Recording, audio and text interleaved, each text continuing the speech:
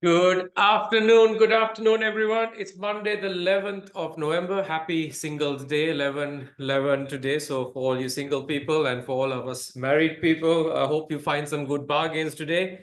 Trump is back. The US markets are hitting records and Bitcoin has finally crossed 80,000 US dollars for the first time.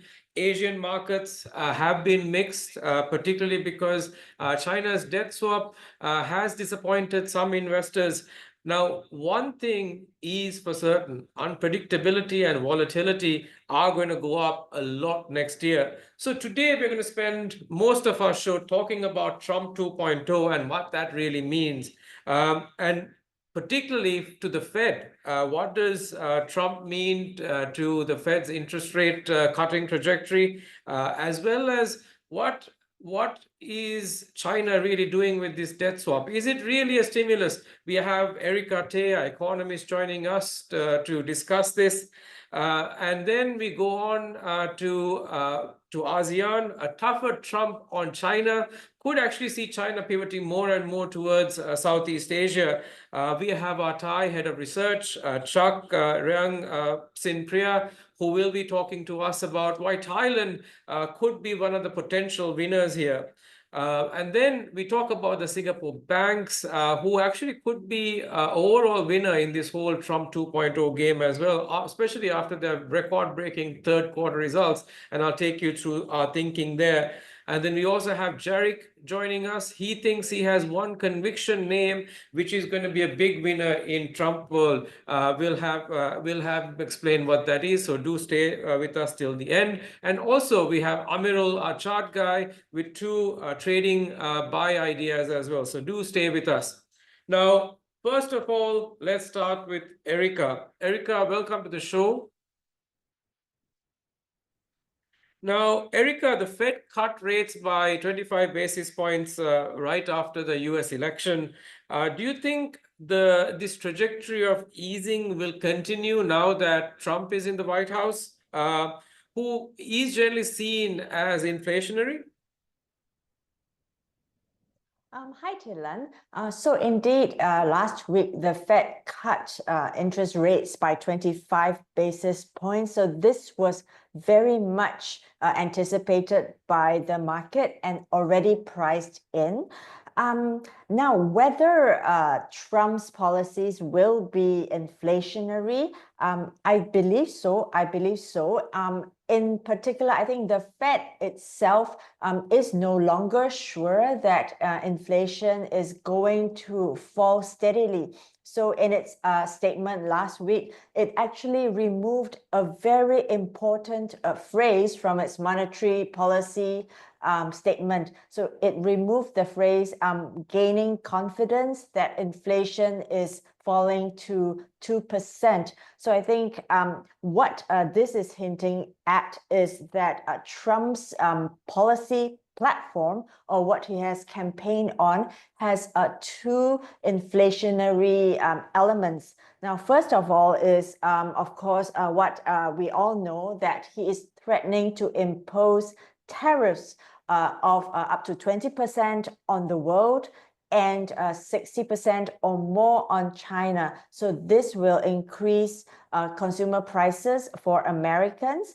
But secondly, we also note that the other part of his platform, which is anti-migration, is also inflationary. Why is that so? Because for the past 1.5 years, America has been able to enjoy a steadily falling inflation, largely because of an abundant supply of migrants. So if Trump does what he threatens to do, which is mass deportations of illegal migrants, that might cause supply tightness in certain sectors that rely on these migrants, such as the construction sector, as well as farming. So this might push wages up and indirectly push inflation up. Got it. So For next year, what are markets pricing in terms of rate cuts, and where do we actually stand? And also, do you think, Trump has threatened a few times to get rid of Chairman Powell, that he can succeed? So we are still looking at one more rate cut by Christmas. So 25 basis point cut in December by the Fed. And then next year, we and everyone, we are still expecting 4 rate cuts. So this is actually lower than the 5 rate cuts of 25 basis points that we were previously expecting before the US election results. So one less rate cut on the table. And so we expect that by the end of next year, the Fed funds rate will end at about 3.375%, Dylan. And then in terms of the fate of Chairman Powell, I think he was asked at a press conference, would he step down if asked by Donald Trump, and he said no. So I think very clear there that he intends to complete his duty and do his job. But then again, we don't know what Trump and his advisors might do if inflation continues to be high and the Fed continues to keep its interest rates higher than Trump would like. So I think his inauguration is still 2 months away, and Chairman Powell might want to make use of these 2 months of peace and quiet. Yeah, fair enough. Lot of things to watch out for. Now, Erica, let's turn to China. What are the measures that were announced and highlights in China's National People's Congress Standing Committee meeting last week? So Dylan, China's NPC or Parliament meets every 2 months, and this is one of those meetings. Everyone was expecting that they will use this meeting to announce a stimulus figure of 10 trillion RMB. Some say 15 or even 20 trillion. But what conspired was the Ministry of Finance got an increase of 6 trillion in local government debt swaps. And it also got permission to use existing special local government bonds for another 4 trillion yuan of debt swaps. So 10 trillion altogether. This does not mean a 10 trillion stimulus. What this translates into is a 600 billion yuan more in the pockets of local governments, because they are switching from paying 10 trillion in high interest loans to 10 trillion in low interest bonds. So these cost savings are not small, but in the grand scheme of things, it is just 0.1% of GDP, Tellen. So is it really a real stimulus or not? I mean, I think the markets are was probably hoping for something a little bit more. So where do you think, did this actually live up to expectations? I think the stimulus is apart from this debt swap, and the government, the Ministry of Finance actually has hinted that the real stimulus is still being finalized. And the Minister of Finance kind of hinted that it's beyond his pay grade to discuss the actual amount, but that it was going to be big. And he also shared that other than recapitalization of banks and the property rescue measure, they're also going to prepare a ramp up in the consumer trade-ins for autos and housing appliances. So these are the things that we can look forward to when the eventual figure is announced, Dylan. Thanks, Erica, and apologies for that camera movement earlier. Excellent. Thanks, Erica. Thanks for joining us today. Thank you. Now, a pivot by China to a more regional outlook could actually benefit ASEAN. A market that holds a lot of promise is Thailand, especially now that we've got a new government in place, and there's a lot more signs of stability as well. So Chuck is joining us to take us through his views there. Chuck, welcome to the show. Now, how do you think Thailand is positioned for Trump 2.0? What are some of the key themes that will be at play? Right. So for us, we see three themes under Trump for Thailand. Firstly, we expect the China plus one trend to accelerate. Meaning, we expect more FDI into Thailand, and we also expect Thai exporters to benefit.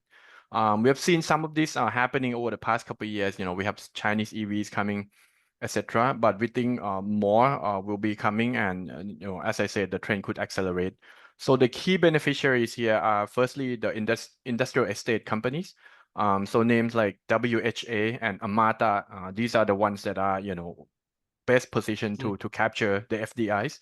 And in terms of exporters, we think electronic sector will benefit the most.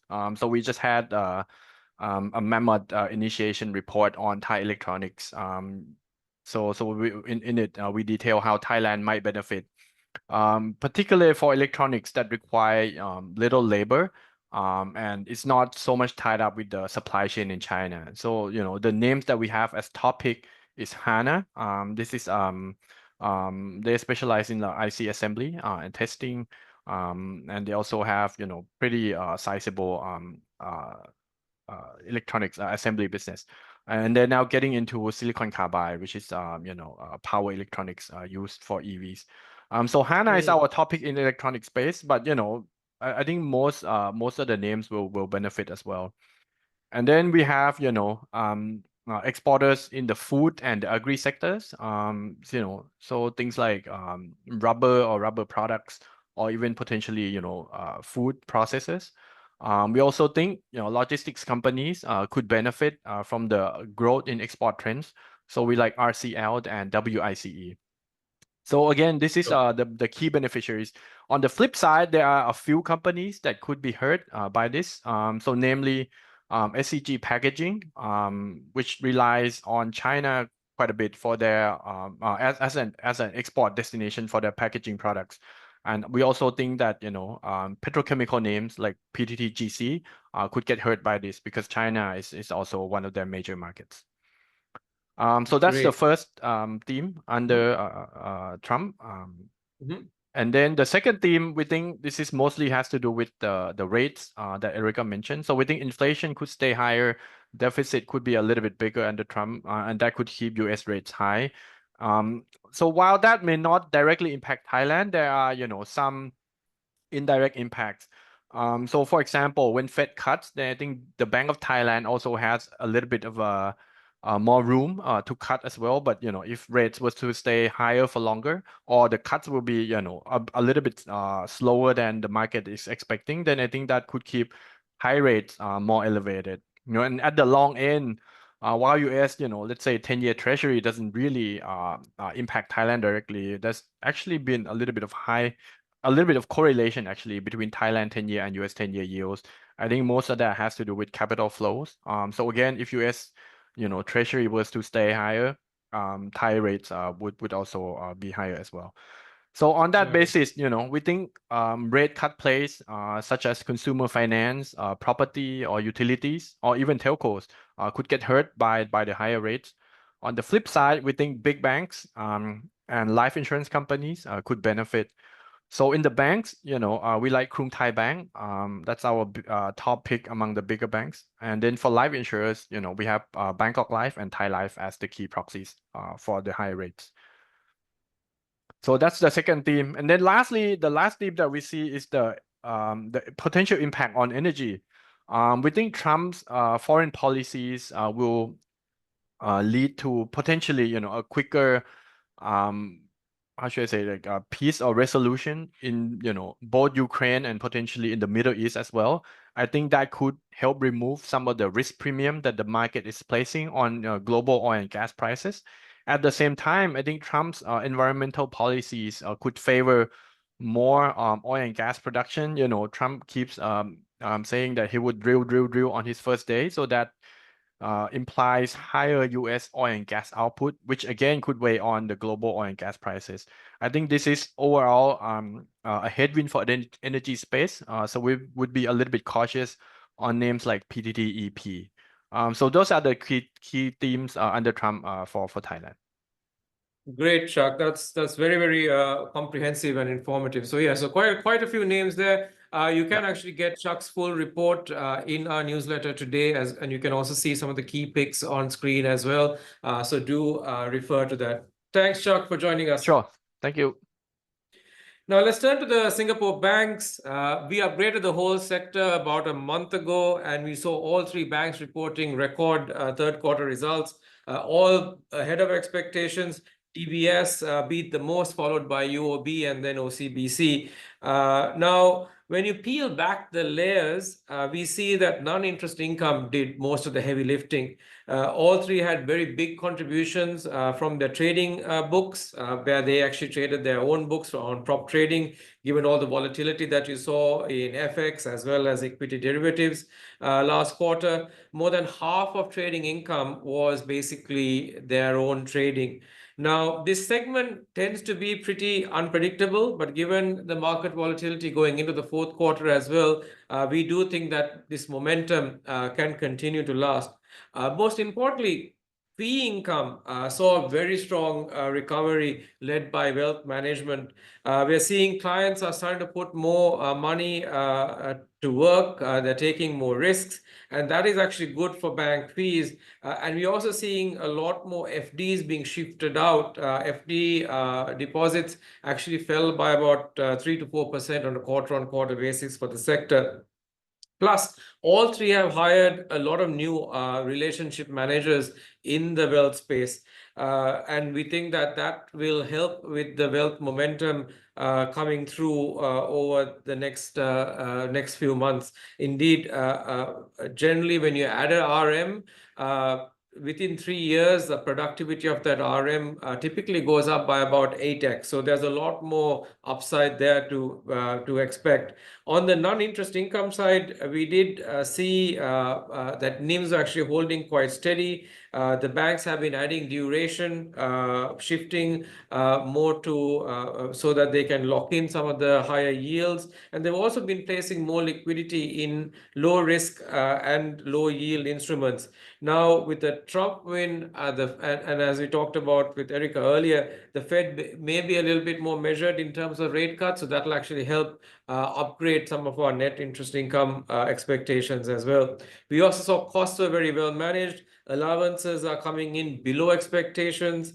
We saw recoveries jump in areas like North Asia, as well as a lot of the money that was written off from the Singapore money laundering case is also coming back as well. So overall, very strong numbers. Now, what does this mean for Trump 2.0? All three of these banks have been very clear that they want to return excess capital back to shareholders. After Basel IV transitions are being implemented, DBS and OCBC's CET1 ratios have actually ballooned to 17%, and UOBs have actually increased by about 200 basis points to about 15%. DBS has already announced a $3 billion share buyback program, which will actually raise their EPS by about 3%. We think UOB will also announce something similar in their fourth quarter results, which could potentially increase their EPS by around 4% as well. Plus, we think that all three can quite easily maintain dividend yields above 6% going into next year. At the same time, if you have a Chinese pivot to Southeast Asia, these banks will benefit because they have a very strong presence in North Asia as well as Southeast Asia. And they've also been doing a lot of investments in tech and AI. And I did see some of those in action in last week's Singapore FinTech Forum as well, festival as well. So I think a lot of costs will start to come down, and operating leverage will also come through. So overall, we think the banks will be a big beneficiary of Trump, especially if you actually have some banking regulations being relaxed as well. So our top pick is DBS, followed by UOB, and then OCBC. Now with that, let's turn to Jarek. who says that a second coming of Trump is great for one of his key stocks. Jarek, what's this stock and why do you think that this is a Trump trade? Hi, Dylan. Yeah, the stock is actually CSE Global. So I think if you know CSE Global, there are three different segment. So one is oil and gas. The other one is the new one where it's electrification under infrastructure. And then there's another one where it's the communications.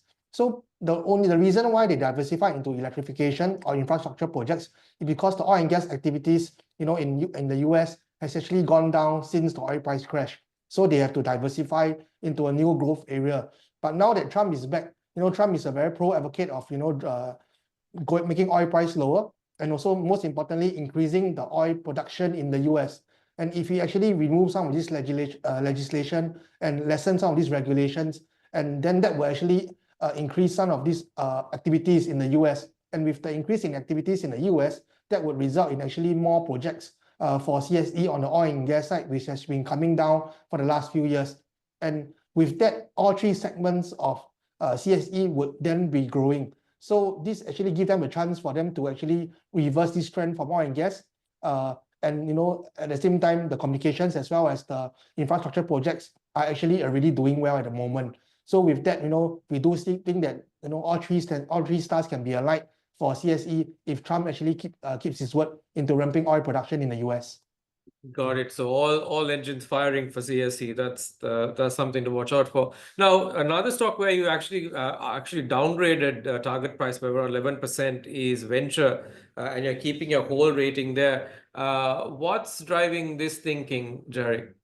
Okay, so Venture, it is going through a rough patch now. Demand globally has not been good, and you can see it in the results. But we do think that Venture being balance sheet is net cash, and the dividend yield is close to about 5.5 to 6% now. It's actually quite attractive for investors to hold and wait. They are having some new MPIs that is doing some network surfacing cut for NVIDIA and also other data center projects that could potentially ramp up well in the next few years. They also have some life science project that also has a lot of potential. So that's why we think that with all these projects in view, if the ramp up is good in the next 1 or 2 years, potentially it could be good, and you actually paid about 5.5 to 6% yield while waiting for these projects to ramp up. Secondly, also with Trump coming on board, we do think that the China Plus One strategy will likely intensify further, and Venture is actually one of the key big manufacturers in Southeast Asia that can actually latch on and benefit from this as well. So that's why we think that even though current fundamentals are bad, but is the good dividend yield is worth a hold for the potential likely prospects that they could have if things work out well. So that's why we have a hold on Venture rather than a sell. Okay, so wait for better times. Thanks, Jerry. Thanks for joining us. Now let's we're tight on time, so let's move to Amirul, our chart guy. Amirul, welcome to the show. I know you've got 2 trading buys for us. So do you want to go ahead and share? Yeah. Thank you for having me, Dylan, on the show. So let's look at the first chart that we have today, which is BOUSTEAD Singapore. So basically, why I recommended this chart is because it took out the previous resistance level before with high volume, and it managed to maintain above its position above this line for several days. And looking at the price movement this morning, it actually seems still testing the current resistance line over here at 105. So I believe probably a new horizontal channel will build up, and imminent breakout could be happening with the next resistance level at 1.13. And the next chart we have today is Singapore Telecommunications. Even though it has been in a mild correction before, but then if you draw a Fibonacci retracement level from this bottom to this level up here, it actually has rebounded strongly from the 38.2% Fibonacci retracement level. Now it's building a new base above the 23.6% Fibonacci retracement level. So I believe this 23.6% Fibonacci retracement level could act as an early important support. So as long the price maintains above this level, so I believe the uptrend that started from this April 2010 follow could actually continue. And before I end, actually, Tila, I would like to actually recommend one more stock, which is First Resources, where it actually hit our first target price this morning with high volume. So basically why we recommend this chart, this stock before is because it actually made a horizontal channel breakout. So I draw a line up here and another draw a line down here. So it actually break from the horizontal channel. So I believe the breakout from the horizontal channel is still ongoing, even though the RSI is still is now in the oversold territory. No, sorry, in the overbought territory. But I believe the bull could still push higher with a possible consolidation above this price. Probably going to make something like this, a new horizontal channel, before it could test our next resistance at 1.73. So that's all from me, Thailand. Back to you. Thanks, Amirul. Thank you very much for joining us. Now, one stock there that Amirul talked about is Singtel, and this is an event that you can't afford to miss. We have Singtel senior management on a call on the 15th of November, talking about their latest developments. So please do join that event, as well as quite a few other events that are coming up. In terms of macro data, we have results still coming through. Cetrium, something that everyone's watching out for, is today, as well as Lendlease Global REIT as well. We've got Singtel out on the 13th, so that's just great timing before the management speaks to us on the 15th, and US Prime REIT to get an idea of US commercial real estate on the 14th. In terms of other events that are coming up, we've got the Singtel webinar, as well as we also have a iREIT webinar as well. So thank you so much for joining us. That's all the time we have today. And thank you so much for your support as always, and we'll see you next week. Have a profitable trading week.